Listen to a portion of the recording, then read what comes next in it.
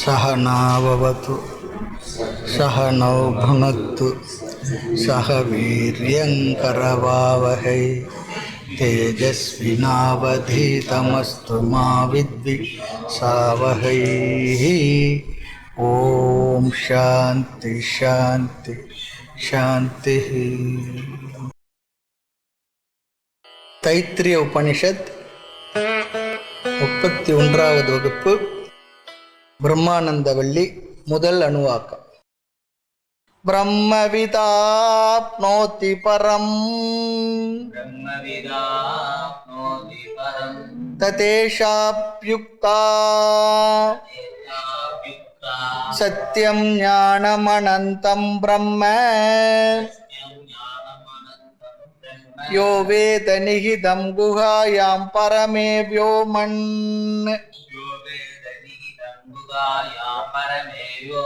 சோஷ்ணுதே சர்வான் காமான் சஹ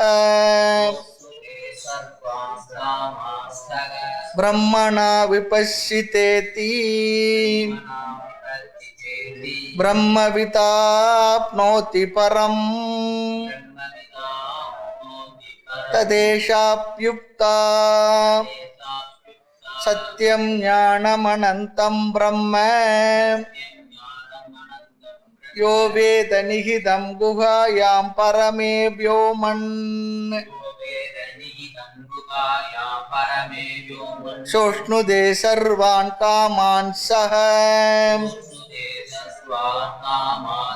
பிரம்மணா விபஷ்சிதேதி.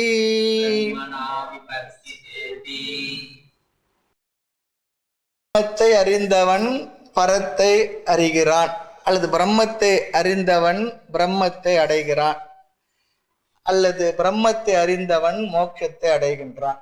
இது தைத்திரிய உபநிஷத்தினுடைய பிரம்மானந்த வல்லியினுடைய முதல் வரியினுடைய சூத்திர வாக்கிய அர்த்தம். நான் பார்த்த சூத்திர வாக்கியம்னா என்ன, விருத்தி வாக்கியம்னா என்ன, வியாக்கியானம்னா என்ன எல்லாம் பார்த்துருக்கு. இதுல சத்தியம் ஞானம் அனந்தம் பிரம்ம இந்த வார்த்தைகளை லட்சணமாகவும் பார்த்தோம். எந்த இடத்துல வாச்சியார்த்தம் சரி வரலையோ அங்கதான் லட்சியார்த்தமாக எடுக்கணும்னு சொல்லி பார்த்தோம். ஆக சத்தியம் என்ற வார்த்தையை லட்சியார்த்தமாக எடுத்து என்றும் உள்ள சத்தாக அர்த்தம் செய்தோம். ஞானம் என்பதையும் எல்லையற்ற என்றும் உள்ள அறிவாக அர்த்தம் செய்து பார்த்தோம். அதற்கு காரணம் அனந்தம் என்ற வார்த்தைக்கு பொருளை பார்க்கும் பொழுது வெறும் வாச்சியார்த்தமாக எடுத்தால் சத்தியம் ஞானம் என்பது அர்த்தத்தை தராது என்றெல்லாம் பார்த்து நிறைவு செய்தோம். ஆக இங்கே வாச்சியார்த்தமே பொருள் தருவதால் லட்சியார்த்தம் தேவையில்லை என்று பார்த்தோம். எந்த இடத்துல அனந்தம் என்று சொல்லியிருக்கு. வாச்சியார்த்தம் அந்த அர்த்தத்தை எடுக்கும் பொழுது அனந்தம் என்ற வார்த்தைக்கு இருமை அற்றது, பூர்ணமானது, ஒன்றேயாக உள்ளது என்ற அர்த்தமெல்லாம் நமக்கு வாச்சியார்த்தத்திலே கிடைச்சிடும். ஆகவே அனந்தம் என்ற சொல்லுக்கு தேச கால வஸ்து பரிச்சேத ரகிதம். இந்த பிரம்மமானது தேசத்தாலும் காலத்தாலும் வஸ்துவினாலும் வரையறுக்கப்படாத எல்லையற்ற அறிவு, எல்லையற்ற சத்து, எல்லையற்ற அனந்தம், அதே ஆனந்தம் என்று நாம் இப்ப பார்க்க போகின்றோம். ஆக இங்கு அனந்தம் என்பதை நாம் எப்படி புரிந்து கொள்கின்றோம் என்றால், பிரம்மம் என்பதை தனியாக சேர்த்து புரிந்து கொண்டு இந்த அறிவோடு தான் சத்தியத்திற்கு ஞானத்திற்கு நாம் வர வேண்டும். ஆக சத்தியம் என்ற சொல்லுக்கும் ஞானம் என்ற சொல்லுக்கும் முதலில் அனந்தம் பிரம்ம என்ற அறிவோடு, அனந்தம் பிரம்ம என்றால் எல்லையற்று இருக்கக்கூடிய அந்த பிரம்மம் என்ற அறிவோடு சத்தியத்துக்கும் ஞானத்துக்கும் நாம் அர்த்தத்தை பார்த்த கருத்து தான் மறுபடியும் ஞாபகப்படுத்துக்கும். அது சத்தியத்திற்கு லட்சியார்த்தம், ஞானத்திற்கு லட்சியார்த்தத்தை எடுத்துக்கொண்டு எது சத்தாகும், எது சித்தாகும், எது அனந்தமாக இருக்கின்றதோ அது பிரம்ம. இனி இரண்டாவது விளக்கம். இந்த விளக்கம் வரை நாம் இதுவரை பார்த்து முடிச்சிருக்கோம். இனி இரண்டாவது விளக்கம் ஒன்று இருக்கு. இங்கே இரண்டு விதத்தில் அனந்தம் என்ற சொல்லை பிரம்மத்தோடு சேர்ப்பதற்கு பதிலாக வேறொரு கோணத்தில் சேர்க்க போறோம். அனந்தம் சத்தியம், அனந்தம் ஞானம் என்று சேர்த்து பார்க்க போகிறோம். இன்னும் இந்த அணுவாக்கம் இன்னும் ஒரு 3 வகுப்புக்கு போகும். ஏற்கனவே ஒரு 3 வகுப்பு ஆயாச்சு, இன்னும் ஒரு 3 வகுப்பு வரப்போகுது. ஏன்னா முடிஞ்ச வரையிலும் பெரியவங்க அழகா சலிக்காம விளக்குறாங்க. நாமளும் ஒரு அளவுக்கு பார்த்துட்டு வரணும், நாம் புரிந்து கொள்வதற்காக. ஆக இங்கு அனந்தம் சத்தியம், அனந்தம் ஞானம் என்று சேர்த்துக் கொள்கின்றோம். அப்பொழுது அனந்தம் என்பதற்கு இங்கு அந்த வார்த்தை அடைமொழியாக எடுத்துக்கொள்கின்றோம், லட்சணமாக எடுத்துக்கொள்ளவில்லை. அனந்தத்தை சத்தியம் ஞானம் என்று அதனோடு சேர்ந்து பார்க்கும் பொழுது என்ன கிடைக்கின்றது? உதாரணம் சொல்றாங்க. நான் இருக்கின்றேனா இல்லையா என்பதற்கு நம்ம இடத்துல யாராவது கேள்வி கேட்டா என்ன சொல்லுவோம்? இருங்க பார்த்து சொல்றேன், கேட்டு சொல்றேன்னா சொல்லுவோம். வேற யாரையாவது கேட்ட இருங்க பார்த்து சொல்றேன்னு சொல்லலாம். நீங்கள் இருக்கின்றீர்களா அப்படி சொல்லி கேட்ட நம்ம என்ன சொல்லுவோம்? எவர் எவிடென்ட். நான் கட்டாயம் என்னங்க அப்படி கேட்டுட்டீங்க? நான் இருப்பவன் தான், இருக்கின்றேன். ஆகவே என்னுடைய இருப்பில் எனக்கு சந்தேகம் கிடையாது, வராது. ஆனால் நான் அறிபவனா அல்ல கான்சியஸ் என்டிட்டியா சொல்லி சொன்னா, அறிகின்ற மனிதனா என்று கேட்டால் அப்போ சொல்லுவோம் நான் அறிபவன் தான். ஏன்னா ஞானம் சித்ஸ்வரூபம். ஆகவே நான் சத்ஸ்வரூபம், நான் சித்ஸ்வரூபம், நான் ஞான சொரூபம். இதுல சந்தேகமே கிடையாது. என்றும் இருப்பவன், எப்பொழுதும் இருக்கின்ற அறிவுடைய. நான் ஒரு பானையை போல ஒரு ஜட சொரூபமா ஜட வஸ்துவா கேட்ட என்ன சொல்லுவோம்? இல்லை, நான் ஒரு அறிவு சொரூபம், அறிபவன். இந்த அர்த்தத்தை நாம சொல்லுவோம், அறிகின்றோம். நான் அந்த ஜட வஸ்துவிலிருந்து வேறுபட்டவன், அதுல சந்தேகம் இல்லை.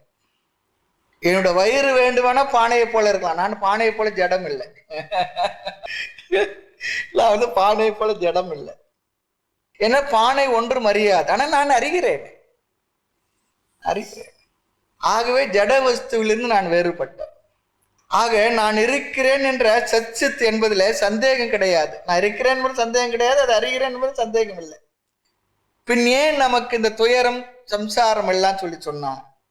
நான் இருக்கிறேன் என்று சொன்ன உடனே நமக்கு வேறொரு வகையில் இந்த அறிவு நமக்கு தெளிவாக இல்லாததுனால், அதனோடு சேர்த்து ஒன்றை புரிந்து கொள்ளாததுனால் என்ன ஆகின்றது? நான் இருக்கிறேன் என்றாலும் கூட எனக்கு மரணம் என்ற ஒன்று இருக்கின்றது, நான் இல்லாமல் போய் விடுவேனோ அந்த பயம் விடுகின்றது. நான் சத்துன்னு தெரியுது, தெரிந்தும் கூட நான் எப்படிப்பட்ட சத்து அது தெரியல. சத்து என்றால் என்ன? நான் இருப்பவன், நான் இருப்பவன், இருக்கிறேன், அது நல்லா தெரியுது. ஆனால் நான் வந்து செல்லும் சத்தாக அல்லது சென்று விடும் சத்தாக இருக்கிறேன் அப்படி நினைச்சுக்கிட்டு இருக்கேன். மரணத்திற்கு உட்பட்ட சத்தாக நான் இருக்கின்றேன் அப்படி நாம நினைக்கிறோம். அப்பொழுது அனந்தம் என்ற பதமானது என்ன சொல்கின்றது? நீ இருப்பவன் என்று சொன்னால் எப்படிப்பட்ட இருப்பவன் தெரியுமா? என்றும் இருப்பவன். அதுதான் என்றும் இருப்பவன். நீ என்றுமே இருப்பவன் தான்ப்பா, நீ சென்று விடும் சத்து இல்லை. பகவான் கீதையில ரொம்ப அழகா சொன்னார். அந்த அரசர்களோ இவர்களோ நீயோ நானோ முன்பு இல்லாமல் இருந்ததில்லை, நான் உள்ள இல்லாமல் இருக்க போவதில்லை அப்படின்னு என்ன அர்த்தம்? என்றும் இருப்பவர்கள். இந்த உடல் வேணுமானா செல்லலாம், ஆனால் ஆத்மாவாகி நாம் என்று இருப்பவர்கள் சொல்லி ஒரு அர்த்தத்தை நம்ம அங்க பார்த்தோம். ஆக அழிவுக்குட்படாத சத்து நீ, அந்த பொருள் நமக்கு அனந்தம் என்ற வார்த்தையிலிருந்து கிடைக்கின்றது. எனவே இருக்கின்றது என்பதில் சந்தேகம் இல்லை. எப்படி இருக்கின்றது என்பதுதான் சந்தேகம் இருக்கு. அனந்தம் என்ற சொல்லானது இந்த சந்தேகங்களை எல்லாம் நீக்குகின்றது. இவ்வளவு அழகா பாருங்க, நமக்கு சொல்லி கொடுக்குறாங்க இந்த வார்த்தையை. முடிவற்ற சத் சொரூபமாக இருக்கின்றேன் என்கின்றது. நான் முடிவில்லாத என்றும் உள்ள எல்லையற்ற சத் சொரூபம், நான் என்றும் இருப்பவன். நான் இல்லாமல் இருந்ததில்லை, இல்லாமல் போக போவதில்லை, நான் என்றும் இருப்பவன். இந்த எண்ணம் வந்ததுன்னா நான் இறந்து விடுவேனோ, நாம் இல்லாமல் சென்று விடுவேணும் என்ற அந்த துயரத்திலிருந்து நமக்கு பெரிய ரிலீஃப் கொடுக்குது இந்த ஒரு வார்த்தை. அது அனந்தம். அனந்தம் பிரம்ம. ஆமா, அனந்தம் ஞானம், அனந்தம் சத்து. இதை புரிந்து கொண்டால் மரணம் என்ற சொல் வெறும் சொல் தான் சொல்றார். மரணம் என்பது வெறும் சொல்லுதான், அது பெரிய தாத்பரியம் இல்லை. எவ்வளவு ஆழமான கருத்து இது நமக்கு மனசுல உள்ள போய் உட்காரணும். ஜெகமீது இருந்தாலும் மரணம் உண்டு என்பதை சதா நிஷ்டர் நினைவதில்லை சொல்றார். இந்த உலகத்துல இருந்துகிட்டு இருக்காங்க, ஆனா மரணம் என்பதை பற்றி ஞான நிஷ்டை அடைந்த பெரியவர்கள் நினைக்கிறதே இல்லை. ஏன்னா நான் என்னைக்கு இல்லாத இருந்தேன், இப்ப இந்த உடல்ல இருந்துகிட்டு இருக்கேன், அவ்வளவுதான். நான் நேற்று இருந்தேன், இன்றைக்கு இருக்கிறேன், நாளையும் இருப்பேன். நான் இல்லாமல் இருந்தவன் இல்லை, நான் என்றும் இருப்பவன். அந்த வார்த்தை, இந்த அர்த்தத்தை நமக்கு அனந்தம் என்ற சொல் நமக்கு கொடுக்கின்றது. அதனால உபநிஷத்தோ பகவத்கீதையோ அல்லது சாஸ்திரங்கள் ஒரு ஒரு வார்த்தையினுடைய ஆழமான அர்த்தம் இருக்கு பாருங்க, பெரிய விஷயம் தான். சும்மா ஒரு வார்த்தையில சொல்லிட்டு போயிட்டு சத்தியம் ஞானம் அனந்தம் பிரம்ம. இந்த 3 வார்த்தைக்கு தாண்டி நம்ம இன்னும் போகல, 3 கிளாஸா. ஆக மரணம் என்பது உடலுக்கு, இந்த உடலுக்கு ஒரு மாற்றம். நான் என்றும் இருப்பவன், நித்தியமானவன், நிரந்தரமானவன். ஆக எப்படிப்பட்ட இருப்பாக இருப்பவன்? எல்லா காலத்திலும் மாறாது இருப்பவன். அது ஒண்ணு இருக்கு, மாறிக்கொண்டே இருப்பவன் இல்ல, மாறாமல் இருப்பவன். ஆக ஏற்கனவே சத்து என்ற சொல் நமக்கு தெரிந்த சொல்லுதான், ஆனால் பூரணமாக நமக்கு தெரியவில்லை. பாதி தெரிஞ்சிருக்கு, என்ன இருக்கிறேன் என்று மட்டும் தெரிந்திருக்கின்றது. பிறகு எல்லா காலத்திலும் இருக்கிறேன் என்பது நமக்கு தெரியவில்லை. சாஸ்திரம் நம்ம இடத்துல நீ இருக்கிறேன் என்ற சொல்லில் நீ என்றும் இருப்போன்னு ஒரு கிளாரிபிகேஷன் கொடுக்கும், ஒரே ஒரு சின்ன ஒரு மாற்றத்தை கொடுக்கும் அந்த அறிவில். ஆகவே நீ இருக்கிறாய் என்று சொல்ல வேண்டிய அவசியம் இல்லை, நீயே சொல்ற நான் இருக்கிறேன்னு நமக்கே தெரிகின்றது. பிற்பாடு சாஸ்திரம் என்ன சொல்ல வேண்டும்? என்னவாக நீ இருக்கின்றாய் என்று சொல்ல வேண்டும். நீ எல்லா காலத்திலும் இருக்கின்றாய், சரீரம் சென்றாலும் கூட நீ எல்லா காலத்திலும் இருக்கின்றாய் என்று சொல்ல வேண்டும். அதே போல ஞானத்துக்கு இங்க வரலாம். மனதில் எத்தனையோ அறிவு வந்து செல்கின்றது. சத்து சொல்லிட்டோம், எல்லா காலத்திலும் இருப்போம்னு சொல்லி சொல்றோம். ஞானம், அறிவு என்ற பதத்துக்கு சப்தத்துக்கு அர்த்தம் பார்க்கிறோம். ஞானம் சொல்லும் பொழுது அறிவு, இந்த அறிவானது வருகின்றது போய்விடுகின்றது. க்ஷணிக விஞ்ஞானம், ஒவ்வொரு முறையும் அது க்ஷணந்தோறும் அறிவு வருகின்றது, சென்று வருகின்றது. அந்த அறிவு மாறக்கூடிய அறிவாக இருப்பதாக நாம் நினைக்கின்றோம். ஆனால் அனந்தம் ஞானம் என்ற சொல்லிலிருந்து நமக்கு மாறக்கூடிய அறிவு நீ இல்லை என்பது கிடைக்கின்றது. நீ மாறக்கூடிய அறிவு இல்லை, மாறாத அறிவாக எவைகளையெல்லாம் நீ அறிகின்றாயோ அந்த அறிவை எல்லாம் அறிய வைத்துக் கொண்டுள்ள அறிவாக நீ இருக்கின்றாய். அந்த வார்த்தை, எவைகளையெல்லாம் நீ அறிகின்றாயோ அந்த அறிகின்ற அனைத்தையும் அறிவித்து கொண்டுள்ள அறிவாக நீ இருக்கின்றாய். இந்த வார்த்தைகளை கொஞ்சம் மனசுல வாங்கி அப்படி யோசி. எல்லா அறிவிலும் அல்லது அறிகின்ற அறிவிலும் எந்த ஒன்று மாறாத அறிவாக மாறாமல் இருக்கின்றதோ அந்த அறிவாக நீ இருக்கின்றாய். அப்படி இருக்கின்றாய். நீ பெறும் அறிவை எல்லாம் எந்த ஒன்று அறிய வைத்துக் கொண்டுள்ளதோ, நீ பெறுகின்ற அறிவை எல்லாம் ஆப்ஜெக்டிவ் நாலேஜ், அதையெல்லாம் எந்த ஒன்று அறிவித்து கொண்டுள்ளதோ அந்த அறிவாக எல்லையற்ற ஒன்றாக நீ இருந்து கொண்டு இருக்கின்ற. அந்த அறிவுக்கு எல்லையே இல்லை, எல்லையே இல்லை. பிறகு நீ யார்? நீ ஒரு மூடனா கேட்குறாங்க. ஒரு உதாரணம் சொல்றேன், நீ மூடனா அறிவாளியான்னு கேட்குறாங்க. நீ மூடனும் இல்லை, அறிவாளியும் இல்லை. நீ அறிகிறாய், அறியவில்லை என்று அனைத்தையும் அறிவித்து கொண்டுள்ள எந்த ஒரு அறிவு இருக்கின்றதோ அந்த ஒரு பேரறிவு நீ. நாம் நம்முடைய மனதிற்குள்ள இருக்கிற அறிவை நாம் என்ன நினைக்கிறோமா? சிலது எனக்கு தெரியுது, சிலது எனக்கு தெரியல, அப்படி சொல்லி துக்கப்பட்டுக்கிட்டு. தெரிஞ்சதுல சந்தோஷம், தெரியாதுல துக்கம். யாருமே உனக்கு நாம எனக்கு தெரியலன்னு சொல்றதுக்கு ரொம்ப யோசிக்கிறோம். தெரியவில்லை என்றால் தெரிஞ்சா போலையாவது காட்டிக்கணும்னு நினைக்கிறோம். அங்கதான் தப்பே பண்றோம். ஆமா, தெரியவில்லை என்பதை தெரியவில்லை என்று சொல்வது இன்டெலெக்சுவல் ஆனஸ்டி. அப்படி சொல்றது தப்பே இல்லை, குறையவே இல்லை. நாம் அது ஒரு குறையா நினைக்கிறோம் பாருங்க, அதுதான் பெரிய குறை. எனக்கு தெரியலப்பான்னு சொல்றது ஓப்பனா சொல்லிட்டா ரொம்ப சந்தோஷமான விஷயம். நல்லவர்கள், அறிவாளிகள் எனக்கு தெரியல என்பதை ரொம்ப சந்தோஷமா ஒத்துக்குவாங்க. எனக்கு தெரியலப்பா, தெரிஞ்சாப்பல காட்டிக்க மாட்டேன். அதுதான் பெரிய ப்ராப்ளம். ஆக இங்கே தெரிகின்றது தெரியவில்லை என்ற இரண்டு நமக்கு தெரிகின்றது இல்லையா? எனக்கு தெரிகின்றது என்பதும் தெரிகின்றது, எனக்கு தெரியவில்லை என்பதும் தெரியவில்லை. நான் அறிகின்றேன் என்பதை அறிகின்றேன், நான் அறியவில்லை என்பதையும் அறிகின்றேனா இல்லையா?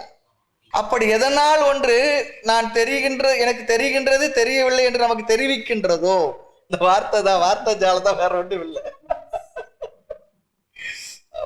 தெரிகின்றது என்பதும் தெரியவில்லை என்பது எந்த ஒன்றினால் நாம் தெரிந்து கொண்டிருக்கின்றோமோ அந்த அறிவாக அதுவாக நீ இருக்கின்றாய். இதுதாங்க இந்த இடத்துல சில இடங்கள்லாம் ரொம்ப முக்கியமா அழகா புரிந்து கொள்ளக்கூடிய இடம், புரிய வைக்கின்ற பகுதிகள் இதெல்லாம் நமக்கு.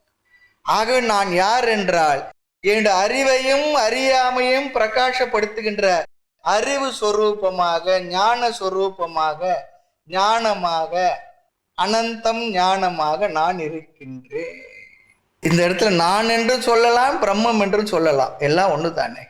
ஆக அனந்தம் என்ற சொல் சத்தியம் என்ற சொல்லுடனும் ஞானம் என்ற சொல்லுடனும் செல்லலாம், செல்ல வேண்டும். அப்பதான் இதுக்கு இந்த வார்த்தைக்கே பெரிய ஒரு அர்த்த புஷ்டி நமக்கு கிடைக்கும். ஆக அடைமொழியாகவும் சொல்லலாம், தனியாக பிரம்மன் இடத்துல லட்சணமாகவும் நாம் எடுத்துக்கொள்ளலாம். எப்படி விசாரம் செய்தாலும் முடிவில் கிடைப்பது சத்தியம், ஞானம், அனந்தம், பிரம்ம. முடிவு போச்சு. இனி அனந்தம் என்பதற்கு இன்னொரு சொல் இருக்கு, இன்னொரு அர்த்தம் இருக்கின்றது. அனந்தம் என்ற அறிவு தான் நாம் இறுதியாக அடைய வேண்டிய அறிவு. சாஸ்திரத்தின் மூலமாக சத் சித் பற்றிய அறிவை அடைய வேண்டிய அவசியமே இல்லை. ஞாபகப்படுத்தினால் போதுமா. அகம் அஸ்மி, நான் இருக்கிறேன் என்று சொல்வதில் இருத்தல் என்பதாக நீ இருக்கின்றாய் சொல்லலாம், அது புரியுது. பின் இருத்தல் தெரிகின்றது, அதுதான் அறிவு என்பதையும் உபதேசம் சொன்னால் நமக்கு புரிந்து கொள்ள முடிகின்றது. ஆனால் அனந்தத்துவம் தான் நமக்கு தெரியவில்லை. என்றும் உள்ள சத், என்றும் உள்ள சித்து என்பதுதான் நமக்கு தெரியவில்லை. ஆக நம்முடைய துயரத்துக்கு காரணம் அனந்தம் என்ற சப்தத்தின் அர்த்தம் தெரியாததுனால தான் நாம் துயரப்படுகிறோம். எப்பொழுது அனந்தம் ஞானம், அனந்தம் சத்தியம் என்று தெரிகின்றதோ அப்பொழுது நம்முடைய பரம புருஷார்த்தம் நமக்கு அடையப்பட்டு விடுகின்றது. அனந்தம் சத்தியம், அனந்தம் ஞானம். அப்பொழுது நம்முடைய மனதில் உள்ள எல்லா துயரங்களையும் தெரிகின்றது என்பதே சந்தோஷம் இல்லை, தெரியவில்லை என்பது துயரம் இல்லை. இந்த ரெண்டு விதமான உணர்வுகளிலிருந்து நாம் விடுபட்டு விடுகின்றோம். துயரம் எல்லாம் போயே போச்சு. காரணம், நான் அனந்தமான சத்து, அனந்தமான ஞானம் என்று நினைப்பதனால் இந்த துயரம் போகின்றது. அது தெரியாதனால துயரமே வருகின்றது, மனதில் குறைகளும் வருகின்றது. நாம் அனந்தம் என்று தெரிந்ததும் மனதில் குறைகள் இல்லை, சம்சாரமும் இல்லை, நிறைவு வருகின்றது. அந்த நிறைவைத்தான் என்ன சொல்றோம், ஆனந்தம் என்று சொல்லி. இந்த அனந்தத்துக்கு ஒரு இன்டர்பிரிட்டேஷன். அப்படி மனதில் வருகின்ற ஒரு நிறைவு இருக்கு, அந்த நிறைவைத்தான் என்ன சொல்றோம், ஆனந்தம். ஆனந்தம் என்றால் நிறைவு. அங்கே எந்த குறையும் இல்லை, குறைவிருந்தால் அங்கு ஆனந்தம் இல்லை. ஆக ஆனந்தம் என்றால் நிறைவு. ஆகவே அனந்தத்தை பற்றிய ஞான மனதில் ஆனந்தத்தை, நிறைவை கொடுப்பதனால் அனந்தத்தை ஆனந்தம் என்றும் சொல்லலாம். அனந்தமேவ ஆனந்தம். ஆனந்தம் என்றால் வரையறையற்றது. அந்த வரையறையற்றது என்று புரிவதனால் நம் மனதில் ஒரு நிறைவு வருகின்றது, அதனால ஆனந்தம் வருகின்றது. ஆகவே அனந்தத்தை ஆனந்தம் என்றும் சொல்லலாம். ஆக நாம் பிரசித்தமாக கேள்விப்படுவது சத்தியம், ஞானம், அனந்தம் அல்லது சச்சிதானந்தம், பிரம்ம அப்படிலாம் கேட்டிருக்கோம். பேரெல்லாம் இருக்கு, சச்சிதானந்தம் அப்படிலாம் பேர் இருக்கு. ஆக சத்தியம், ஞானம், அனந்தம், பிரம்ம. அனந்தம் என்றால் மன நிறைவு, அதுதான் புருஷார்த்த பலன். ஆமா, நாம் அடைய வேண்டிய மோட்சம் என்ற புருஷார்த்தத்துடைய பலன் என்ன, அனந்தம் அல்லது ஆனந்தம். இவ்வளவு தூரம் சாஸ்திரம் படிப்பதனுடைய பொருள் இந்த சிறிய வார்த்தையை புரிந்து கொள்வதுதான் சொல்றார். இது புரிஞ்ச பிற்பாடு நமக்கு ஒரு துயரமும் வராதா, தலைவலி வராதா, உடம்புக்கு வராதெல்லாம் கேட்கக்கூடாது. இது புரிஞ்ச பிற்பாடு கூடுதலா கொஞ்சம் தலைவலி வந்தாலும் வரலாம், அது உடம்புக்கானது. இது அறிவில் புரிதல். ஆக இங்க என்ன ஒரு சிறிய வார்த்தை, அனந்தம் என்ற சிறிய வார்த்தை. அனந்தம் என்பது சரியாக புரிந்து கொண்டால் என்ன கிடைக்கும் என்றால் ஆனந்தம், பூரணம், நிறைவு. அதைத்தான் மோட்சம் என்று சொல்லுகின்றார்.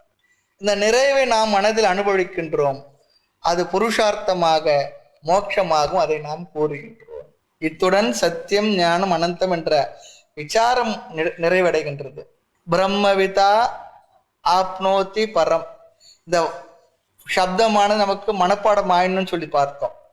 ஆமா, பிரம்மவிதா ஆப்னோத்தி பரம், பிரம்மவிதா ஆப்னோத்தி பரம் சொல்லிக்கிட்டே சூத்திர வாக்கியம். இங்க 3 கேள்வி கேட்கப்பட்டது. முதல் கேள்வி, பிரம்மம் என்றால் என்ன? அதற்கு பதில் சத்தியம், ஞானம், அனந்தம், பிரம்ம அர்த்தம். எது சத்து, சித்து, அனந்தமாக உள்ளதோ அது பிரம்ம என்று லட்சணம் இங்கு முடிவடைகின்றது. சூத்திர வாக்கியத்துல பிரம்ம என்பதற்கு விளக்கமும் முடிவடைகின்றது, சூத்திர வாக்கியத்துக்கு விளக்கம். அடுத்த கேள்வி, வித் என்ற சொல் விளக்கம். பிரம்ம வித், இந்த வித்து இருக்கு இல்லையா, பிரம்ம என்பதற்கு சத்தியம், ஞான, அனந்த பிரம்ம பார்த்தோம். சூத்திர வாக்கியத்துல ஒண்ணு விட்டு இருக்கும், என்ன, வித், பிரம்ம வித ஆப்னோத்தி பரம். அதுல வித்து என்ற வார்த்தை விட்டு இருக்கிறோம். இந்த சொல் விளக்கத்தை பார்க்கணும். இங்க இதுல என்ன சந்தேகம் வருகின்றது, கதம் தஸ்ய வேதனம், அந்த பிரம்மத்தை எப்படி அறிதல், சந்தேகம் நமக்கு வருகின்றது, வரணும். இதை விளக்கமாக பார்க்கணும்னு சொல்லி சொன்னா, அந்த பிரம்மத்தை எங்கே, எப்படி, என்னவாக, எதுவாக அறிய வேண்டும். அந்த பிரம்மத்தை என்னவாக, எதுவாக நாம் அறிய வேண்டும். இந்த 3 சந்தேகங்கள் அறிகின்ற விஷயத்திலே வருகின்றது. ஆக அந்த பிரம்மத்தை எங்கே, எப்படி, எதுவாக அல்லது என்னவாக அறிய வேண்டும்? இந்த 3 சந்தேகங்கள் அறியும் விஷயத்திலே வருகின்றது. என்னவாக அறிய வேண்டும் சொல்லி சொன்ன அந்த பிரம்மத்தை முன்ன நாம பார்த்தது போல சத்தியம் ஞானம் அனந்தமாக அறிய வேண்டும். என்னவாக அறியணும்? சத்தியம் ஞானம் அனந்தமாக அறிய வேண்டும். எப்படி அறிய வேண்டும்? எப்படி லட்சணத்தை சொல்லியதோ அப்படித்தான் அறிய வேண்டும். வேறு விதமாக அறியக்கூடாது. லட்சியார்த்தமாக என்னெல்லாம் பார்த்தோமோ அப்படித்தான் அறிய வேண்டும். நான் ஒரு விதமா அறிஞ்சுக்கிறேன்னு சொல்லி சொன்னா அதுக்கு இங்க இடம் இல்லை. புதியதாக அறிய வேண்டிய அவசியம் இல்லை. ஒருத்தர் சொன்னார், வகுப்பெல்லாம் கேட்டவர், ஏதோ ஒரு வகுப்பு கூப்பிட்டாங்க, ஒருத்தர் பாடம் நடந்துகிட்டு இருப்பாங்க. அது தமாஷா சொன்னார், அது தப்பில்லை. பிரம்மனுக்கு எதனா புதிய அமெண்ட்மெண்ட் எதனா போட்டிருக்காங்களா சொல்லு, நான் வந்து கேட்கறேன். நல்லா தான் இருந்தது. அவர் கொஞ்சம் சிரிக்க பேசுவார் அவர். அதனால புதியதாக நாம ஒன்றை அறிந்து கொள்ளக்கூடாது, அப்படி அறியக்கூடாது, அறிய வேண்டிய அவசியம் இல்லை. ஆக லட்சணப்படி சத்தியம் ஞானம் அனந்தமாக அறிய வேண்டும். 3வது, எங்கு போய் அந்த பிரம்மத்தை அறிய வேண்டும்? அறிவது எந்த இடத்துல அதை அறிய வேண்டும்? எங்கெல்லாம் தேடுவதோ சொன்னார். எங்க போய் அறியறது? தன்னுடைய புத்தியில் மனதில் சத்தியம் ஞானம் அனந்தம் என்று அறிய வேண்டும். சுருக்கமா சொன்னான், என்னுடைய புத்தியில் யோவேதம் நிகிதம் குகாயா என்று உபநிஷத்தை சொல்லுகின்றது. உன்னுடைய புத்தியில் இப்படி அறிய வேண்டும். ஆக எதுவாக அறிய வேண்டும் என்றால் நானாக அறிய வேண்டும். வேறு யாராகவோ அறிந்தால் அந்த அறிவினால் பயன் இல்லை. நம்ம சொல்லுவோம் சில நேரத்தை, ஆத்மா ஆத்மான்னு சொல்லிட்டு ஏதோ ஆத்மாவா ஏதோ சொல்றார். தேர்ட் பர்சனெல்லாம் இல்லை, நானாக என்னையாகவே அறிய வேண்டும். ஆக ஆத்மான்னு சொல்லி சொன்னா வேற ஏதோ சொல்லி திரும்பி பார்க்கறதெல்லாம் இல்லை, யாரோ ஆத்மாவெல்லாம் இல்லை, நானாக என்னையாகவே தன்னையாகவே அறிய வேண்டும். நான் என்ற சொல்லுக்கு ஆத்மான்னு அர்த்தம். அவ்வளவு. நமக்கு வேறாக அறிந்தால் அதற்கு அறிவு என்ற அர்த்தமே கிடையாது. யோவேத நிகிதம் குகாயாம் பரம் யோமன் என்ற அடுத்த வாக்கியத்தில் இந்த பதில் வருகின்றது. ஆக சத்தியம் ஞானம் அனந்தம் என்ற 3 சொற்கள் பிரம்மனுடைய லட்சணம். சத்தியம் பிரம்ம, ஞானம் பிரம்ம, அனந்தம் பிரம்ம. அல்லது சத்தியம் என்ற சொல்லினுடைய கடைசி அர்த்தம் என்ன? சத் என்ற இருத்தல் சுரூபமாக இருக்கு. ஞானம் என்ற சொல்லினுடைய கடைசி அர்த்தம் என்னென்றால் அறிவு சுரூபமாக இருப்பது. இதில் ஒவ்வொரு ஜீவனுக்கும் மனிதனுக்கும் நான் இருக்கின்றன என்ற விஷயத்தில் சந்தேகம் இல்லை. நான் அறிவு சொரூபமாக ஆனவனா என்பதில் சந்தேகம் இல்லை. நான் சத்ஸ்வரூபமாக இருக்கிற அகம் சத்து என்பதில் சந்தேகம் இல்லை. பின்னர் எதில் சந்தேகம் என்றால் மீண்டும் ஞாபகப்படுத்துகின்றார்கள், அனந்தம் சத்து அனந்தம் சித்து. இதுதான் புரியல.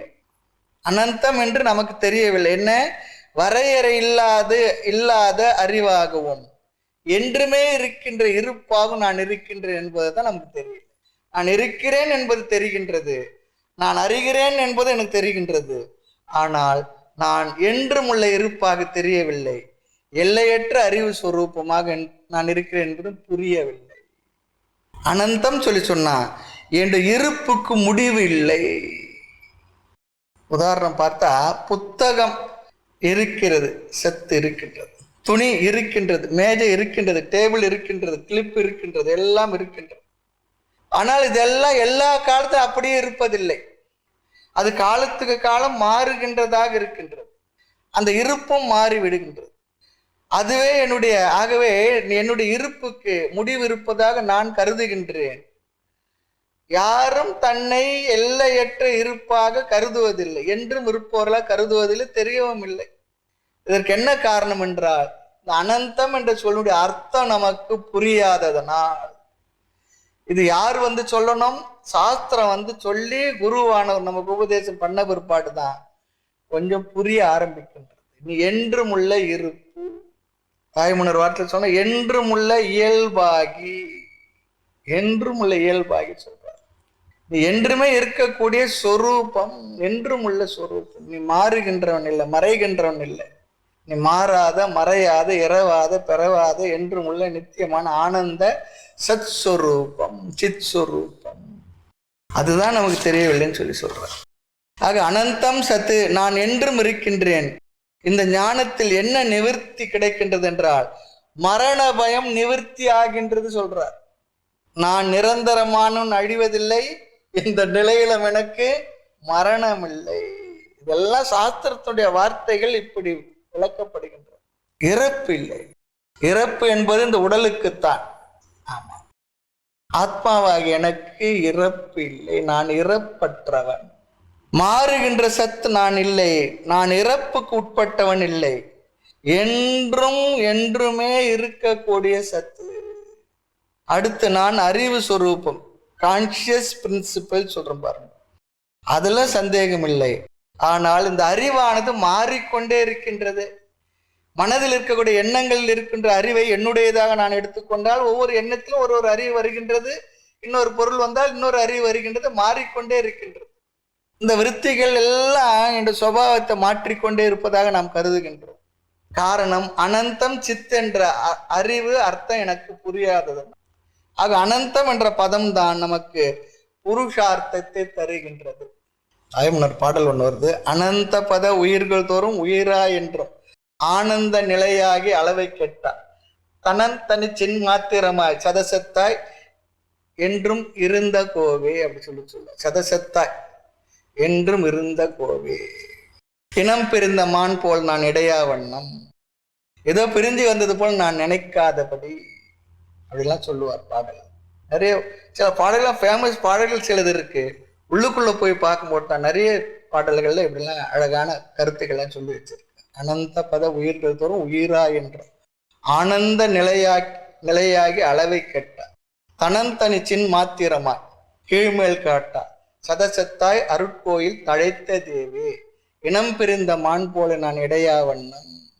சரி, ஆகவே சாஸ்திரம் நீ சித்து நீ சத்து என்று சொல்வது அனுவாதம் என்று சொல்லப்படும். அனுவாதம்னா அது நமக்கு தெளிவாக அழகாக மீண்டும் மீண்டும் சொல்லிக் கொடுக்கின்றது. ஆனால் நமக்கு தெரியாதது, நீ அனந்தமான சித்து, என்றும் உள்ளவன், பூர்ணமான அறிவு சொரூபமானவன். இந்த ஞானத்தினால் மனநிறைவு வருவதனால் அனந்தத்தை ஆனந்தம் என்றும் பூரணம் என்றும் கூறுவது வழக்கம்.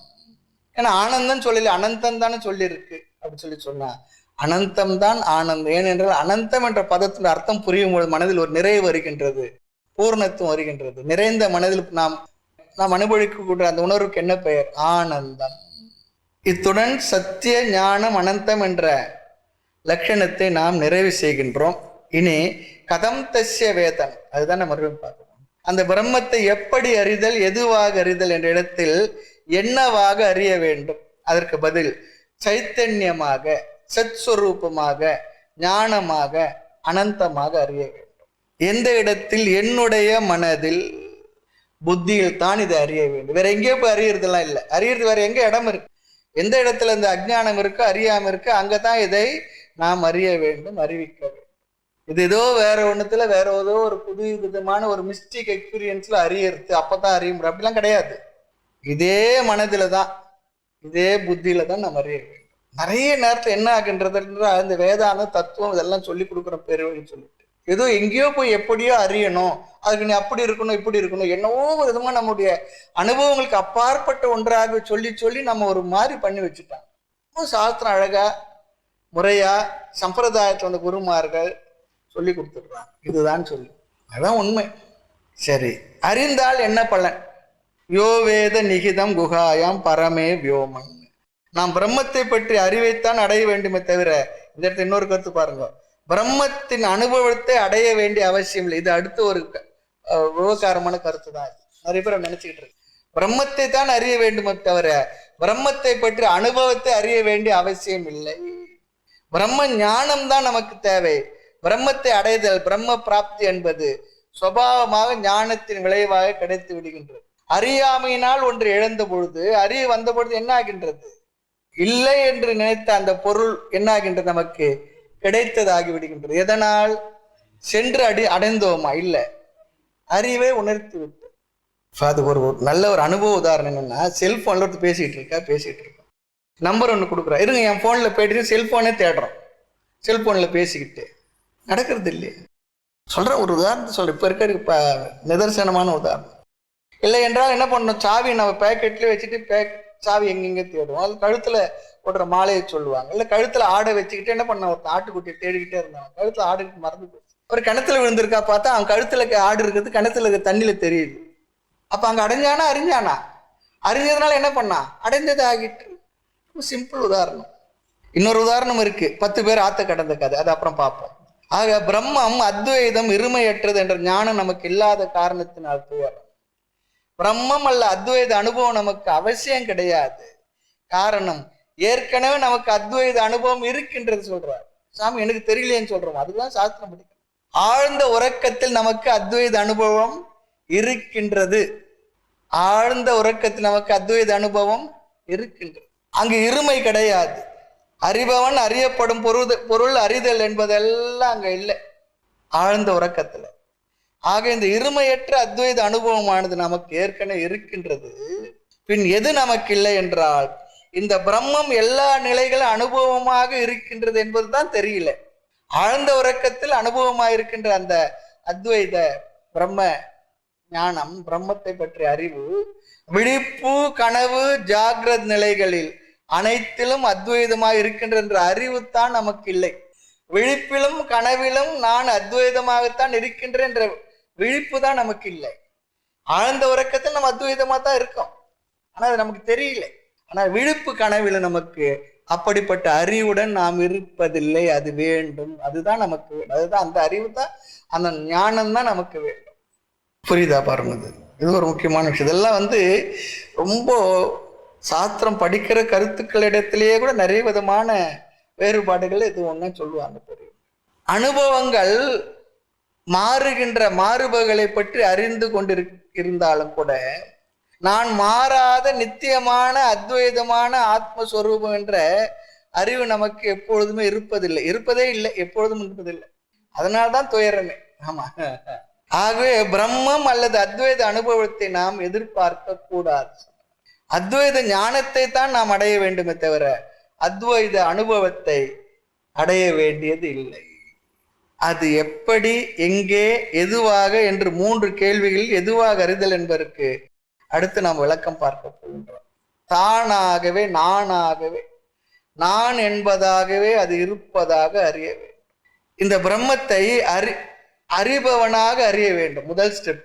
முதல்ல இந்த பிரம்மத்தை என்னவாக அறிய வேண்டும்? அறிபவனாகவே அறிய வேண்டும். பின் எதுவாக அறியக்கூடாது? அறியப்படும் பொருளாக அறியக்கூடாது. பிரம்மத்தை அறியப்படும் பொருளாக, ஆப்ஜெக்டாக அறியக்கூடாது. அறிபவனை பிரமாதா என்று சொல்லுவோம், அறியப்படும் பொருளை பிரமேயம் என்று சொல்லுவோம்.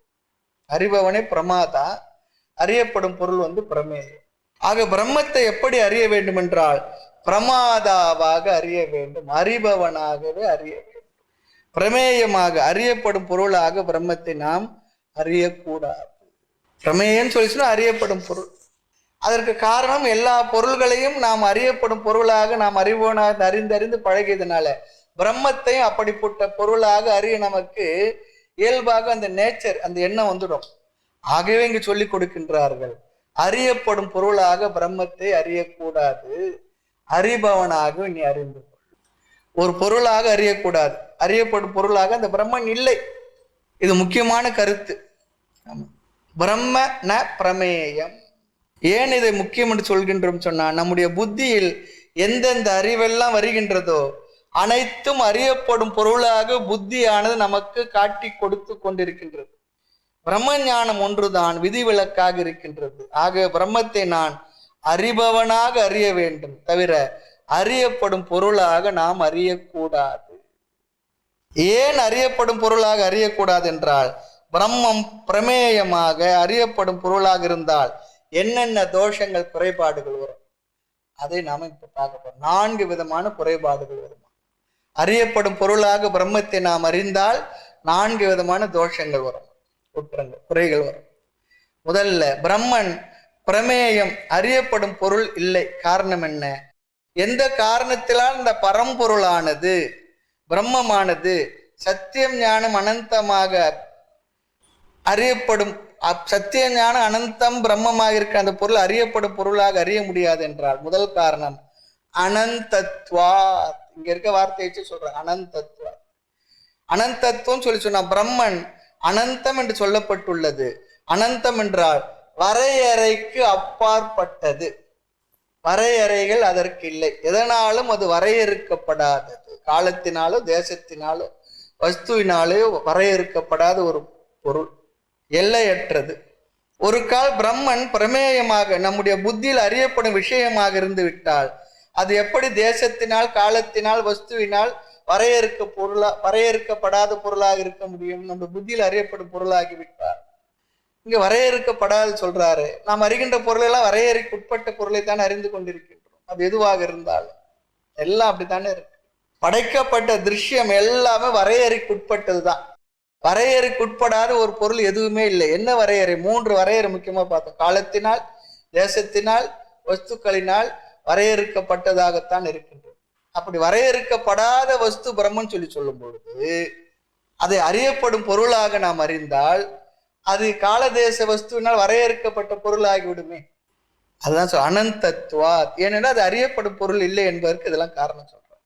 ஆக பிரம்மத்தை அறியும் பொழுது அதன் லட்சணத்தை கூறிய பிற்பாடு அதையே மீண்டும் ஒரு பொருளாக அறிந்தால் அந்த லட்சணமான பிரம்மத்தை நாம் வரையறைக்குட்பட்டதாக அந்த பிரம்மத்தை நாம் அறிந்தால் அந்த பிரம்மத்தை நாம் இன்னும் அறியவில்லை என்ற அர்த்தம். நான் அறிந்தேன்னு சொன்னா நீ அறியவில்லைன்னு சொல்லி அர்த்தம். உபநிஷத் மாணவனுக்கு குரு சொன்னது போல்தான். சிஷ்யா நீ பிரம்மத்தை அறிந்தாயா? அறிந்தேன்னு சொன்னார். உட்காரு, நீ அறியலைன்னுட்டான். மறுபடியும் பாடம் நடத்தி பிரம்மத்தை நீ அறிந்தாயன்னா நான் அறியவில்லை, அறிய விரும்பவில்லை. நீ அறிந்தாய், போயிட்டு வாங்க அப்படின்னு. என்ன? பிரம்மத்தை நான் பொருளாக அறியவில்லை, அறிய நான் விரும்பவில்லை. ஏனென்றால் நானாகவே அதுவாகவே நான் இருப்பதா. ரொம்ப அழகா கையில் நினைச்சு. அறிபடும் பொருள் நீ இல்லை, அறிபடா பொருள் நீ இல்லை அப்படிலாம் பாட்டிலே ரொம்ப அழகா வரும் கைவில் கவனித்து. ஆகவே லட்சணமாக பிரம்மத்தை நாம் இங்கு சொன்ன முறையில் நாம் அறியவில்லை சொல்லி அர்த்தம். அதை ஒரு அறியப்படும் பொருளாக அறிந்தார். நான் பிரம்மத்தை ஒரு பொருளாக அறிந்தேன் என்றால் நீ வேறு எதையாவது ஒன்றை அறிந்திருப்பாய். நீ அறிந்தது பிரம்மம் இல்லை. நான் பிரம்மத்தை அறிந்தேன்னு சொன்னா அதனால தான் சொல்றேன், நீ அறிந்ததுனால தான் சொல்றேன் நீ பிரம்மத்தை அறியவில்லைன்னுறார். என்ன சாமி இதெல்லாம் இப்படிலாம் போட்டு? அது நாமாவே இருக்கிற ஒன்று அப்படி அறிய வைக்கிறதுக்கு பெரியவங்க அப்படிலாம் சொல்லி ஒரு மாதிரி நமக்கு அழகா விளக்க முயற்சி பண்றாங்க. நேதம் யதிதம் உபாசத்தை, ஒரு பொருளாக விஷயமாக அறிந்தால் அது பிரம்மம் இல்லைன்னு சொல்லிடுறார். நீ இங்கு சொன்ன சத்தியம் ஞானம் அனந்தம் என்ற பிரம்மத்தை அந்த லட்சணமாக நீ அறியவில்லைன்னு சொல்ற. ஆக முதல் காரணம் லட்சணத்திற்கே பங்கம் வந்துவிடும். ஆக அனந்தத்துவம் என்று சொன்ன காரணத்தினால் பிரம்மம் பிரமேயம் இல்லை. இரண்டாவது காரணம், சாஸ்திரம் இறுதியாக பிரம்மம் அத்வைதம் என்று சொன்னது. அது இருமையற்றதாக இருப்பதனால் அதை பிரமேயமாக அறிய முடியாது, அறியப்படும் பொருளாக அறிய முடியும். ஏன்னா இருமையற்றது, துவைத்தம், இரண்டற்றது. அப்படி அறிந்தால் என்ன ஆகி விடுகின்றது? அது ஒரு பொருள் ஆகி விடுகின்றது. இரண்டு வந்துடுச்சுப்பாங்க, இருமை இல்லாது அத்வைதம். ஆக அனந்தம் என்று சொல்லே போதும். இவைகள் அத்துடன் எல்லாம் சேர்ந்த விஷயங்கள் தான். நீ அப்படி தவறாக புரிந்து கொண்டிருக்க. அனந்தம் என்ற சொல்லோடு சேர்ந்து நான் புரிஞ்சு, எல்லையற்றது, வரையறைக்கு உட்படாதது. ஆக இங்க எதற்காக இதெல்லாம் பார்க்கறேன்னா நன்றாக புரிந்து கொள்ள வேண்டும், தவறாக புரிந்து கொள்ளக்கூடாது என்பதற்காக தான் இவ்வளவும் பார்க்கிறோம்.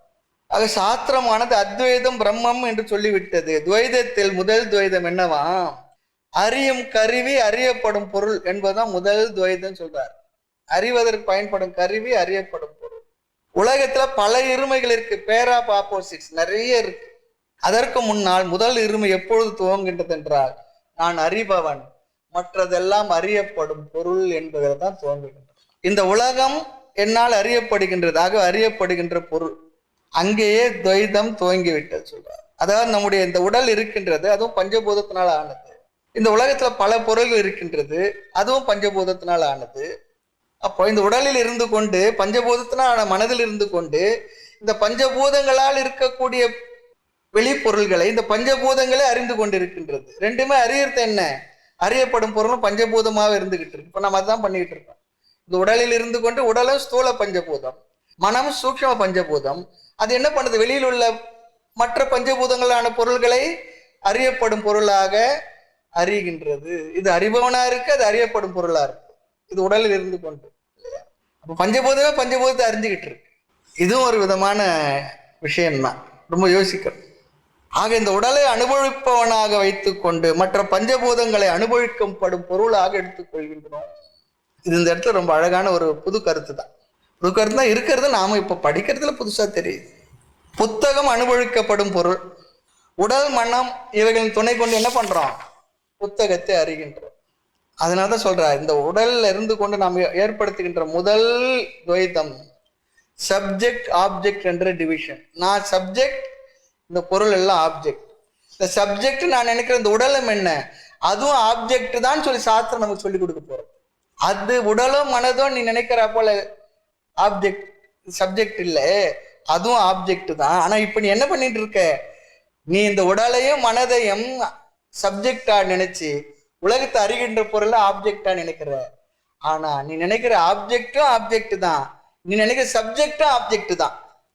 அந்த ஒரு விளக்கத்தை இங்க ரொம்ப அழகா கொடுக்கின்றது. 2 நாளா இந்த விஷயத்தை அப்படியே ரொம்ப பார்த்து பார்த்து பார்த்து எப்படி இதை எடுத்து சொல்லணுமே, குழம்பிடக்கூடாது, ரொம்ப யோசிச்சுக்கிட்டேன். இதுதான் முதல் துவைத்தம். சாஸ்திரம் என்ன சொல்றது? நேக நானாஸ்தி கிஞ்சன, இங்கு இருமை கிடையவே கிடையாதுன்னு சொல்றது. 2வதா ஒண்ணு இல்லவே இல்லைன்னு சொல்லி சொல்றது. எத்திர நாண்யத் பஷ்யதி நாண்யத்ர, எங்கு இருமைகளை பார்க்கின்றோமோ அது அல்பம்னு வேற சொல்லிட்டு. அல்பம்னா தமிழ் அல்பம் இல்லை. எங்கு இருமைகள் இல்லையோ அது பூரணம் பூமா, பூம வித்யா அப்படிலாம் சொல்ற மாதிரி. இதெல்லாம் சாஸ்திரம் அத்வைதமாக நமக்கு இந்த பிரம்மத்தை சொல்லி நிலைநாட்டுகின்றது, நிர்ணயம் செய்கின்றது. ஆக அந்த பிரம்மம் பிரமேயமாக இந்த காரணங்களினால் இருக்க முடியாது. 3வது காரணம், பிரம்மத்துடைய சொரூபம் அறிபவனாக இருப்பதனால் அது அறியப்படும் பொருளாக இருக்க முடியாது. அறிபவனாக இருப்பதனால் அறியப்படும் பொருள்கள் அறிபவனிலிருந்து வேறு ஆனது தானே. சிம்பிள் லாஜிக் தான். புத்தகம் என்னால் அறியப்படுகின்றது, மீது உள்ள எல்லா பொருள்களும் என்னால் அறியப்படுகின்றது. அறியப்படும் பொருள் அறிபவனிலிருந்து வேறானதா ஒன்றானதா? வேறானதுதான், சந்தேகம். Simple logic. பிரமாத்ருத்வாத் ந பிரமேயம், இப்படி ஒரு விளக்கம். பிரமாதுத்வாத் சொல்லி சொன்னா அறிபவனாக பிரம்மன் இருப்பதனால் அது அறியப்படும் பொருளாக இருக்க வாய்ப்பே கிடையாது, நோ சான்ஸ் சொல்ற. காரணம், பிரம்மம் என்கின்ற ஒரு பதார்த்தம் அறியப்படும் பொருள் இல்லை. அதை அறியப்படும் பொருள் சேர்த்து விட்டால் அதனாலேயே இந்த அறிபவனாகவே அதுவும் மாறி விடுகின்றது. ஆனால் அப்படி மாறாது, உண்மையில் அது அப்படி மாறுவதில்லை. பாருங்க, அறியப்படும் பொருள் நான் அறிபவனாக மாறிவிட்டால் என்ன ஆகும்? எதையெல்லாம் அறிகின்றமோ அது நானாக மாறிவிடுவேன் இல்லையா? நல்ல காலம் அப்படி வைக்கல இல்லையா? ஏதோ ஒரு ஆடு மாடு ஏதோ ஒன்று போயிட்டு இருக்கு, அது நானாவே அறிஞ்சிட்டுனா என்ன ஆகும்? நானாவே ஆகிட்டா. இன்னொன்று பைரவர்லாம் இருக்காரு, நானே ஆகிட்டேன் என்ன ஆயிடுவேன்? அது 40 வயசுக்கு அப்படிதான் ஆயிடுறோம், அது வேற. ஆக நான் அறிபவனாக இருக்கும்போது நான் அறியப்படும் பொருளாக இருக்க முடியாது. எனக்கு அந்நியமான ஒன்றுதான் எனக்கு அறிபடும் பொருளாக ஆக முடியும், இருக்க முடியும். இது எப்படி சொல்லி சொன்னான்? நான் அறிபவன், அறிபவனே எடுத்து அறியப்படும் பொருளில் போட்டால் பிறகு அறிவதற்கு அங்க யார் இருப்பாங்க? அதுக்கு ஒரு உதாரணம் சொல்லுவாங்க. டெலஸ்கோப்ல பார்த்துட்டு இருப்போம். டெலஸ்கோப்ல இருந்து என்ன பண்ணலாம்? தூர பொருள்களை எல்லாம் நம்ம பார்த்துட்டு இருக்கலாம். இல்ல என்னையே பார்க்கணும்னா நான் என்ன பண்ணுவேன்? அந்த பக்கம் போய் நின்றுட்டுன்னு வச்சுங்களேன், அப்போ அங்க பாக்குறதுக்கு ஆள் யார் இருக்கா? பாக்குற ஆள் அந்த பக்கம் போயிட்டான், அப்படி ஆயிடும்ன்றார். நல்ல உதாரணம் அது. ஆக பார்க்கப்படும் பொருளாக நம்மை நாம் மாற்றி விட்டோம். நம்மையே வேறு யாராவது பார்க்கலாமே தவிர, நான் அந்த பக்கம் போயிட்டு என்ன வேறு யாருன்னா பார்க்கலாமே தவிர என்னையே நான் அங்க பார்க்க முடியுமா? அறிபவனே அறியப்படும் பொருளோடு சேர்த்துட்டா அங்க அறிபவன் எங்க இருக்கான்? அறிபவனுக்கு அங்க ஸ்டேட்டஸ் என்ன? ஆக பிரம்மன் என்ற ஒன்று, பிரம்மனை என்னவா அறியணும்? நானாகவே. ஆகவே இங்கு பிரமாதா லிஸ்ட்ல தான் இப்போதைக்கு போடுறோம். அடுத்த ஒரு பெரிய ஒரு இதெல்லாம் தலைகீழாக பரப்பி போடுற இன்னொரு விளக்கம் பார்க்க போறது முடிவில்லை. அது வேற இருக்கு சாமி, அது வேற இருக்கா கேட்டுறாதுங்க, அது வேற இருக்கு. பிரமாதா என்றால் அறிபவன் என்று சொல்லிவிட்டால் பிறகு அறியப்படும் பொருள் அறிபவனாக இருக்க முடியாது, ஆக முடியாது. கிளியர் தானே இது? ஆக பிரம்ம அறியப்படும் பொருள் இல்லை. ஆக என்னன்னா அனந்தத்வா, அனந்தம் பிரம்ம, அறியப்படும் பொருள் இல்லை. அப்புறம் அத்வைதத்துவம், பிறகு பிரமாதிருத்வா, அறிபவனாக இருப்பதனால் பிரம்மம் அறியப்படும் பொருள் இல்லை. அடுத்து 4வது காரணம் ஞான சொரூபத்வாத் சேதனத்வாத், அறிவு சொரூபமாக இருப்பதால் பிரம்மம் அறியப்படும் பொருள் இல்லை. அறியப்படும் பொருள் எல்லாம் என்ன? ஜடமே. இது என்னால் அறியப்படும், இது என்னால் அறியப்படும். அப்ப மனுஷனை பார்த்தாலும் ஜடமான்னு சொல்லி சொன்னான். நான் மனுஷனை பார்க்குறோம், உண்மையிலேயே மனுஷன் உள்ள இருக்கிற சேதனத்தை பார்க்கல, அந்த ஜடமான அந்த உடலை பார்த்து தான் அவரை பார்க்குறோம், பேசுறோம். அதுதான் நமக்கு தெரிகிறது. உள்ள இருக்க உயிர் தெரியுதா, அறிவுத்தன்மை தெரியுதா? ஆக இந்த உலகில் எதையெல்லாம் நாம் அனுபவிக்கின்றோம் அவை எல்லாம் ஜடமாகத்தான் இருக்கின்றது. நம்முடைய வாழ்க்கையில் கான்சியஸ் அறிவை அதை அனுபவிக்கும் பொருளாக நம்மால் அனுபவித்ததில்லை. இந்த வார்த்தையை பாருங்க, மறுபடியும் சொல்றேன். நம்முடைய வாழ்க்கையில கான்சியஸ்னஸ் அறிவை அறிவிப்பவனையே அல்லது அறிபவனையே அனுபவிக்கும் பொருளாக அனுபவிக்க முடியாது. அறிபவனை அல்லது அனுபவிப்பவனை அனுபவிக்கப்படும் பொருளாக என்று நம்மால் அனுபவிக்க முடியாது. என்ன சாமி புரியல என்ன அப்படின்னு சொல்லு. அறிபவனை அல்லது அனுபவிப்பவனை ஒரு நாளும் அனுபவிக்கப்படும் பொருளாக அனுபவிக்க முடியும். என்னையே நான் அனுபவிக்க முடியுமா? அனுபவிப்பனை ஒரு நாளும் அனுபவிக்கப்படும் பொருளாக நாம் அறிய முடியாது. அதனால விலகி நின்று தான் அனுபவிக்க முடியும். அவனையே அவன் அனுபவிக்க முடியாது. ஊர்ல இருக்க எல்லா போனுக்கும் நம்ம போன் பண்ணலாம், நம்முடைய போன்ல இருந்து நமக்கே போன் பண்ணிக்க முடியாது இல்லையா? இந்த கண்ணு இருக்க உலகத்துல எல்லா பொருளையும் காட்டி தர்றோம், அந்த கண்ணை அது பார்த்துக்குமான்னா? பார்க்க முடியும் சாமி, கண்ணாடியில் அது சொல்லக்கூடாது. கண் எல்லாத்தையும் காட்டி தருது. ஆனால் நம்மையே நாம் நம்முடைய முகத்தையே நாம் பார்த்து கொள்ள முடியுமா? முடிகிறதா? உங்க முகத்தை பார்க்கலாம், மற்ற முகத்தை பார்க்கலாம், உலகத்துல எல்லா பொருளையும் பார்க்கலாம் இந்த கண்ணினால. ஆனால் அதையே அது பார்த்து கொள்ள. அதான் சொல்றார், அனுபவிப்பவனையே அனுபவிக்கும் பொருளாக நாம் அனுபவித்ததே கிடையாது, அனுபவிக்க முடியாது. இது ஒரு நியமம். இது ஒரு சந்தேகம் வரலாம். நான் ஒரு மனிதனை பார்க்கின்றேனே, அவர் அறிவு ஸ்வரூபமானவர், அவருடைய அறிவை பார்க்கின்றேன்னு சொன்னா உண்மையில் அவருடைய ஜடமான சரீரத்தை தான் நாம் பார்க்கின்றோம். அவருடைய கான்சியஸ்னஸ் சைத்தன்யத்தை நாம் அனுபவிக்கவில்லை. ஆக எப்பொழுதுமே இந்த திருஷ்யம் இருக்க பிரமேயம் எது அறியப்படுமோ அது என்றைக்கும் ஜடமாகத்தான் இருக்கும். அதெல்லாம் நம்மால் அனுபவிக்க கூடிய ஜடமாகத்தான் இருக்கும். ஆக இங்கே பிரமேயம் என்றால் அறியப்படும் பொருள் ஜடம் என்று பார்த்திருக்கின்றோம். ஆக பிரம்மன் ஞான சொரூபம் என்று பார்த்துள்ளோம். எனவே பிரம்மம் அறியப்படும் பொருள் இல்லை. ஆக முடிவான சித்தாந்தம் இங்க என்னன்னா, என்னென்னலாம் நாம் இங்க பார்த்து கொண்டிருக்கிறோமோ அதையெல்லாம் என்னவாக புரிந்துள்ளோம் என்றால் பிரம்ம ஒரு விஷயம் இல்லை, அறியப்படும் பொருள் இல்லை, இல்லை, இல்லவே இல்லை. எங்கேயோ கேட்டா போல இருக்குன்னு சொல்லிட்டாங்க, அது வேற. அடுத்ததாக ஒரு சந்தேகம் வரலாம். இந்த பிரம்மன் அறிபவனாக இருக்கின்ற காரணத்தினாலேயே அறியப்படும் பொருளாக இல்லை என்று ஏன் சொல்ல வேண்டும்? இது ரெண்டு, பிரம்மன்ல ரெண்டு இருந்துட்டு போட்டோமே. அறிபவனா இருக்கு, அறியப்படும் பொருளும் பிரம்மன் எடுத்துட்டு போங்களேன். இது ஒரு வாதம். உங்களுக்கு என்ன கஷ்டம் வந்தது? அறிபவனாக வச்சுக்கோங்க, நாங்க டிஸ்பியூட் பண்ணல. அறியப்படும் பொருளும் பிரம்மன் வச்சுக்கோங்க, அதையும் டிஸ்பியூட் பண்ணல. அப்படியே வச்சுக்க கூடாது. இது ஒரு பூர்வபட்சம். பூர்வபட்சம்னா எதிர்கேள்வி கேட்கிற ஆள். நான் இந்த உடல் என்னால் அறியப்படுகின்றது, உடல் என்னால் அறியப்படுகின்றது. ஆகவே நான் இந்த உடலை நான் சொல்றது உங்களுக்கு என்ன ஆட்சேபம் இருக்க முடியும்? நானும் நான் தான், இந்த உடலும் நான் தான், அப்படி வச்சுக்கோங்க. நான் தான், இந்த உடலும் நான் தான். ஆகவே என்னை நான் பார்க்கின்றேன். காரணம், அறிபவனாகிய நான் உடலாகிய என்னை நான் பார்க்கின்றேன். இதில் தோஷம் இல்லையே. என்ன தோஷத்தை நீங்கள் பார்க்கின்றீர்கள்? நான் தோஷம் எதையும் பார்க்கல. எனவே என்ன அறிபவனும் நான் தான், அறியப்படும் பொருளும் நான் தான். அப்படி வச்சுக்கலாம்னு சொல்லி ஒரு சந்தேகம். இங்க நாம் என்ன பதில் சொல்கின்றோம்? உடலை நீ பார்க்கின்றாய், அறிகின்றாய் என்று நீ சொன்னதுனாலேயே இப்போ நான் உனக்கு விளக்கறது சுலபமா நீ என் கிட்டக்கு வந்துட்டேன்றார். உடலை நான் அறிகின்றேன், பார்க்கிறேன்னு சொல்லி சொல்றார். அதனாலே நீ உன்னை அறியாமல் தத்துவத்தை புரிய வைப்பதற்கு எளிமையாகி விட்டதுன்னு சொல்றார் குருநாதர். அந்த உடல் உண்மையில் நீ இல்லை. உடலை நீ என்று நினைப்பது அறியாமை. நீ என்று சொல்வது ஆத்மாவாக கொண்டால் அது மாறாதது, இரவாதது, பரவாது, இது பறந்து இருக்கு, அழிய போகிறது, எல்லாம் தத்துவத்துல சொல்லி மீண்டும் விளக்குவார்கள். அடுத்த வகுப்பில் பார்க்கலாம். மூர்த்தி எல்லாம் வாழி, எங்கள் மௌன குரு வாழி, அருள் வார்த்தை என்றும் வாழி, அன்பர் வாழி, பராபரமே.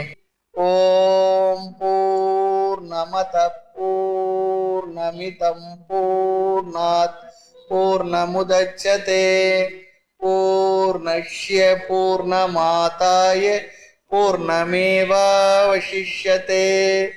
ஓம் சாந்தி சாந்தி சாந்தி. ஹரி ஓம். ஸ்ரீ குருப்யோ நமः. ஹரி ஓம்.